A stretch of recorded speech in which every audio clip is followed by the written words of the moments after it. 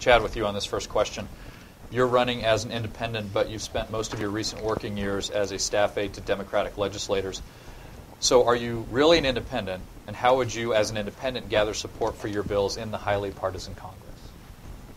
I am really an independent. I left the Democratic Party in 2004. I was upset about both parties lying to us about the war, and later on how they handled the housing crisis confirmed to me that I was right. And you know what? I think I'll be really effective. I think there's a lot more political leverage being independent. Mr. Denham goes to Washington and votes 97% of the time with the Republicans. You have zero leverage. You're just a Republican vote. Mr. Hernandez goes there, Mr. Barkley goes there and votes with the Democrat. You're just a Democratic spoke in the wheel. To get anything in politics, there's got to be a level of leverage, of strength, of not just being the one that always goes along. And I think that's what we need in Congress. So regardless of what the issue is, I believe that as an independent, playing hard to get, not always just being the first guy to show up to be with your party, I think that's gotten us in a world of hurt. I'm an independent, and on every bill, they're going to have to convince me that it's good for our area, this Central Valley. So I think maybe it's outside the box. You guys haven't seen it. There's 0 independents in the House, a couple in the Senate. I am not a Democrat. I will not go there and be a Democrat. I won't go there and be a Republican. I'm going to be a Central Valley independent. A guy they have to convince it's good for the Central Valley. And if the Republicans are right, I'm going to say they're right. And if the Democrats are right, I'm going to say they're right. But it is something the country's going to get to eventually. I might be a little bit early, but we're going to get there because both parties have messed up the place. Especially the last 10 years have been terrible. Thank you. On your ballot designation, you listed scientist, teacher, and entrepreneur. So are you employed in any way as a scientist, and which, if any of these, provides your primary source of personal income? Like many Americans and many college graduates right now, I would probably be considered unemployed. I don't have an income. I'm running for Congress to get an income. I'm running for Congress to being honest to fix it, and so currently I'm a scientist. I am working right now with a friend of mine. I signed a non-disclosure agreement about what we were doing, but I can say it's with hair care. Let's see, a teacher. I do teaching. I do home teaching through my church. And entrepreneur, I have my own business, even though it's not making any money because all the red tape that surrounds small businesses and just the political climate right now is not very good for paintball, and so there are things I'd like to do to get an income but I think I could really do a good job here in Congress, and I'd like to see myself there. That'd be fun. Great, thank you. I should have mentioned, I apologize to the two of you, this is a 2-minute question, so you get the appropriate amount of time. I didn't mention it in advance. So, okay, Congressman. Over the years, you've portrayed yourself as an independent or willing to work on both sides of the aisle as needed to get things done. Now, in your first term, and especially in your first year in Congress, you aligned yourself with the GOP majority on virtually every major issue. Who is the real Jeff Denham?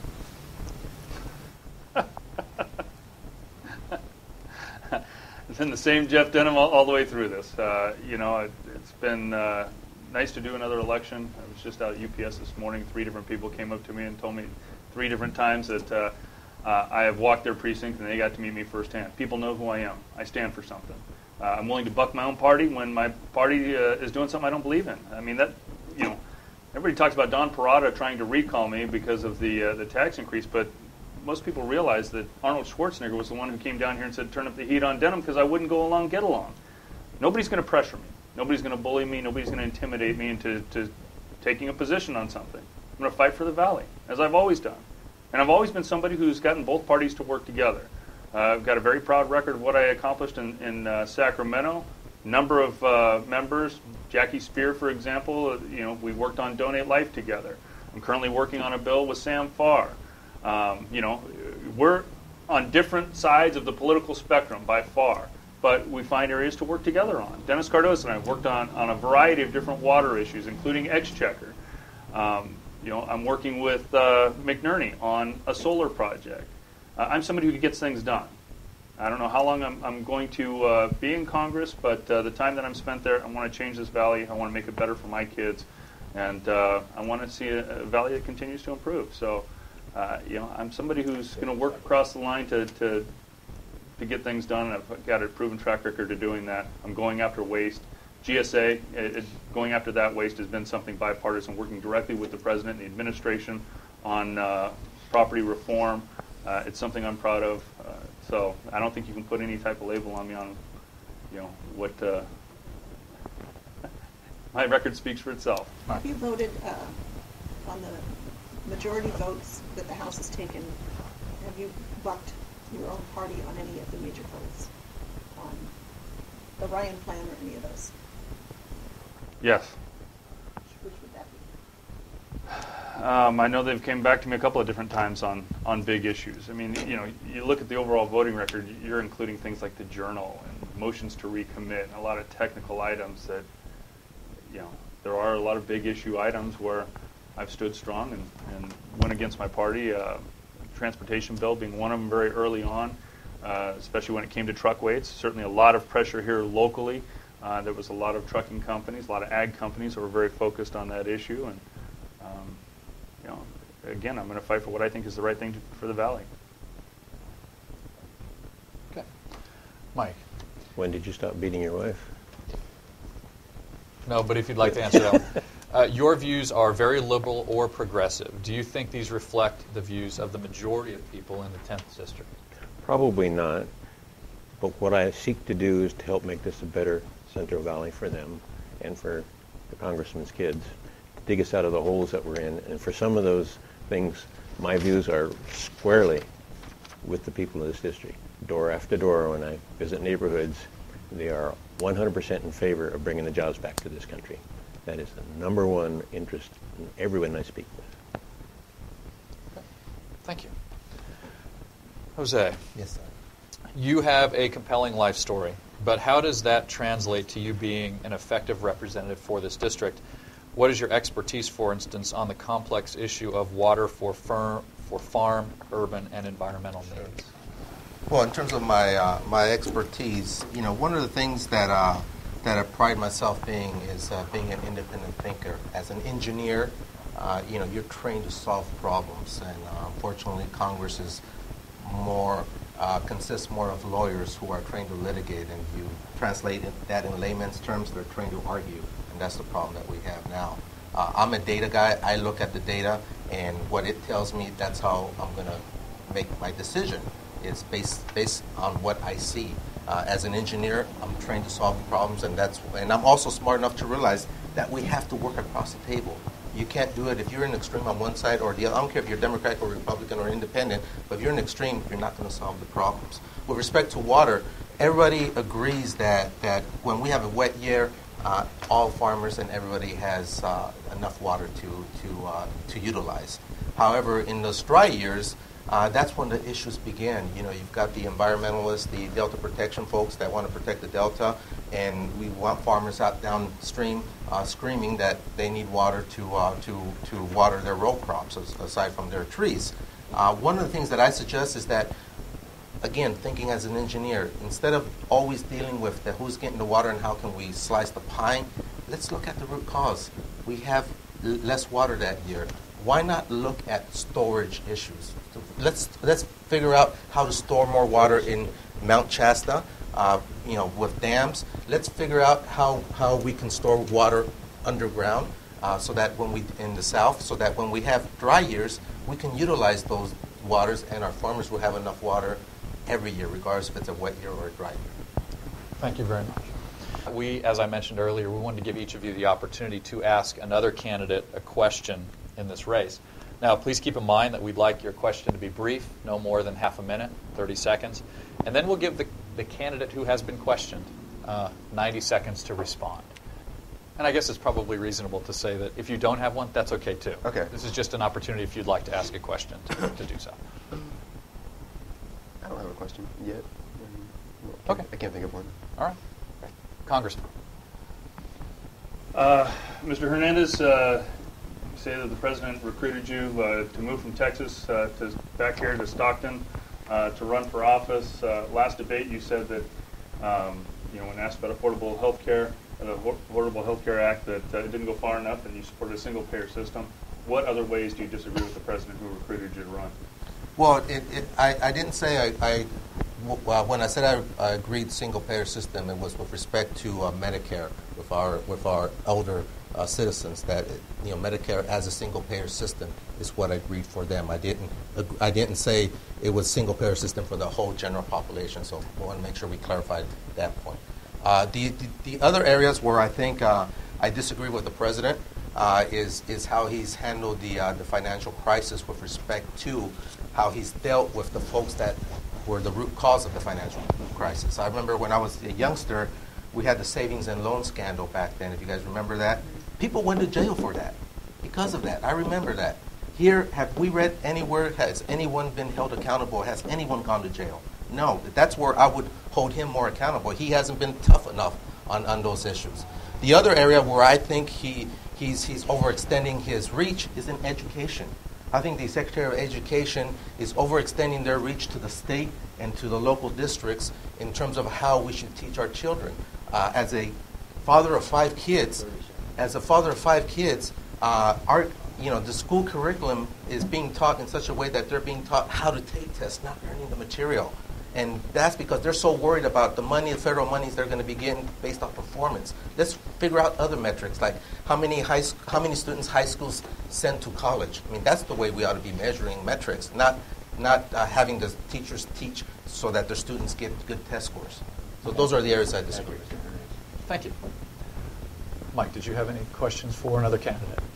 Congressman Denham, how many acres of almonds? Our ranch is 20 acres. Thank you. Thank you, sir. Jose, did you have a question for any other candidate? Sure, for Congressman McNerney, for That's Jeff. Yeah. Jeff, yes. No, it's because I have McNerney on my mind here, and you'll see why. The question I had is, you had mentioned that McNerney and you are working together on this solar project up in Tracy. And I would ask you guys to verify what my claim is. I had a conversation with him in Tracy the other day at an event, and one of the things when he got up and complained was he complained about Mr. Denham not working with him on that solar project. It was a simple land usage deal that didn't require federal funds, and he wasn't supporting.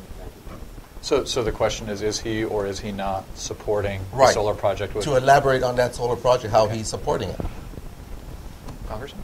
Well, I think McNerney just issued a statement. You guys probably have the press release here on actually moving it out of committee and the two of us working together on it. So the Mayor Ives, who's endorsed me from Tracy, he sent out a statement too saying how great it was to have the bipartisan support and actually getting it done.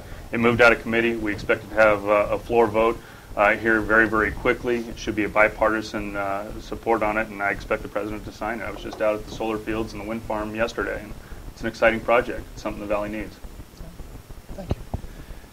Chad, did you have a question for any other candidate? I might ask one of you guys something. No. Congressman, besides truck weights, give me one position you disagree with your Republican leadership in Congress. Besides truck weights, well, I mean, I know that's a heavy issue here, but you were top 10 in voting most reliantly with the Republican leadership. So just give me something that because I know by the end of this campaign you're going to be calling yourself an independent. So go ahead and set yourself up. Oh, no. Make no mistake about it. I'm a Republican. I'm a very proud Republican. I believe in the values of our freedoms, and it's something that I fight for every day. I believe in Republican principles. I've fought on a number of different issues. Probably the most recent one, the one I've received a great deal of coverage on, is GSA. There are certainly some things in there that Republicans have supported in the past. I'm fighting to make sure that we have transparency within GSA so they don't have these slush funds that continue to go unwatched by the public, the same way that in the Obamacare there's slush funds. I mean, we have all these separate slush funds that go unmanaged, and I'm going to fight to make sure that not only do those slush funds not exist anymore, but in this case, I think GSA, it's time for them to go as well. I'd like to abolish the whole But agency. your leadership supports all those things. Getting rid of GSA and looking at the slush funds. I'm talking about something No, that they you don't. did for yourself from Boehner. Anything? He's not orange. Okay. So we're to our final question, and as I mentioned before, this is a final 90 seconds for each of you to make any statements, either rebut statements made by one of your opponents or to offer concluding remarks on your own campaign or your own platform. And so as the rotation goes, Congressman, we'll start this with you. Oh, first of all, it's been my honor to represent this community, not only in the state Senate, but in Congress. I'm somebody who's going to continue to fight for the Valley. Certainly my biggest issue is the $15 trillion worth of debt that continues to climb. That is a big issue for my kids and their future. We can't address all of the other problems that we have without addressing our national debt. I believe in energy independence. An all of the above approach needs to be an all of the above approach. I'm fighting for more wind and solar, but there's no reason that our hydro and biomass shouldn't be considered green energy as well. We shouldn't be exporting all of our coal. We should be utilizing our coal here where we burn it 10 times cleaner than China. And where we've got these huge oil reserves and natural gas reserves, we need to be using those too. I fought for my country. And, I'm willing to support national defense issues, but we shouldn't be sending our troops in harm's way over energy issues. And so those are two issues that are huge. But right now, our farming community has been under attack, whether it's the child labor laws that would get rid of FFA and 4-H. I mean, my kids work on the ranch. They prune, they drive, on the ranch, and it's an important part of our life. As well, the Dust Act, I wouldn't be able to have a tractor or shake my trees if the Dust Act went through. And then finally, we just got the Packers issue where they were going to not even allow Packers into our national forests anymore, and that was an issue that we've addressed. But certainly, you're seeing an administration that has gone well beyond its executive order. Thank you very much. I want to discuss one issue, and that's water. I would invite everyone to look up on Google the California floods of 1861-62. They are the single largest long-term threat to this state. There were 3 storms, first one December 9th, and 2 more over the next 3.5 weeks. They produced 110 to 120% of the entire annual runoff for the Central Valley in 3.5 weeks. There was a 300-mile-long lake in the center of the state. Every levee system I know of, which was Stockton and Sacramento at the time, failed. Since then, we have narrowed the channels and raised them with the hydraulic mining debris. If we had a repeat of that, no levee in the Central Valley would be high enough. This, if Don Pedro were full at the time such an event happened, you'd see 2.2 million acre feet in 3.5 weeks coming down that Tuolumne Channel. You could wind up with 8 feet of water in your first floor with body parts from Waterford in it. On my website, I have a specific plan for 34 million acre feet of storage, which would not only solve that problem, but every other problem that we have on water in this state. I didn't bring a copy, but it's linked here under water on my website. Okay. Thank you. Thank you, sir. Jose. Well, I'm running as a Democrat. I consider myself a moderate Democrat. Again, I think we need to be able to work across the table. We need to be able to address the issues associated with what's most important in our district. And again, that's jobs, jobs, jobs. After that, it's education. This Ryan budget that's being proposed, which was endorsed here by the congressman, talks about cutting aid to college students in terms of the Pell Grant. I mean, the Pell Grant hasn't been increased in years, and that's what's contributing to the high debt of our students graduating college. And we're going in a different direction. They're talking about reducing it so that effectively, on the average, they would receive less than $1,000 less in terms of tuition assistance to move forward. The Ryan budget also talks about making all the Bush cuts permanent to the wealthy. It consolidates the 6 income brackets to 10% and 25%. That means the wealthier who pay 35% get an effective additional 10% tax, translating into an average of $150,000 in savings for them. It also reduces the corporate income tax from 35% to 25%. So there's a lot of things that need to be worked on, but we have to work across the table together. And I think I bring the voice of reason to the table of working together as a moderate Democrat. Thank you. How long is this question? 90 seconds. 90 seconds. Just real quick. The GSA, the event Mr. Denham's investigating happened 2 years ago. GSA has been wasting money for 10 years. It's the House's job to have oversight. They're supposed to watch what's going on. It's like the dentist that won't really fix your tooth to keep you coming back to fix that tooth. They never fixed the problem. Should have got rid of these parties long ago. And everybody in both leaderships say they're against slush funds, but they never get rid of them. My name is Chad Condit. I'm running for Congress as an independent. This county, this district deserves independence. It deserves somebody that's not going to go in or go up to D.C. and check in with Mr. Boehner or Mrs. Pelosi and see how they're going to vote. That's why I'm running. I want this district to have a congressman that is their most concern is the people of this district, not the people in the national park. I'm proud to live in the Central Valley. I'm proud to live right here. I don't have to go check with the Republicans or the Democrats how we're going to vote. Now you guys can say, well, Chad, you're living in la-la land. That's just how it works. Well, it's time we change it. And why not right here? Why not right now? The last 10 years have been terrible. Both these parties have not performed. It's time to really make a difference. And we can do that by electing an independent. So I ask for your endorsement, Modesto. You're very important in this process. Thank you very much. Thank you. The final word will be with you. Great. Say the best for last. Okay, so I'm the generation that's going to fix this, and I am the future. So here's the future right here. Infrastructure. Wi-Fi for everybody. Fiber optic lines to support the Wi-Fi. We're going to have high-speed rails. You're going to go back and up and down the state, going to Las Vegas. All these high-speed rails going everywhere, get there quick. We're going to have larger interstates with a truck traffic lane so that we don't have to worry about those stupid trucks. We're going to have more schools for everybody. We're going to improve the roads, make it faster to travel. We're going to increase the speed limit so we can go fast everywhere. Materials, we're going to make better metals, intelligent alloys. We're going to use quasi-crystals, which are going to make everything a lot better for everybody. Carbon fiber cars, it's going to make it lighter, better fuel efficiency.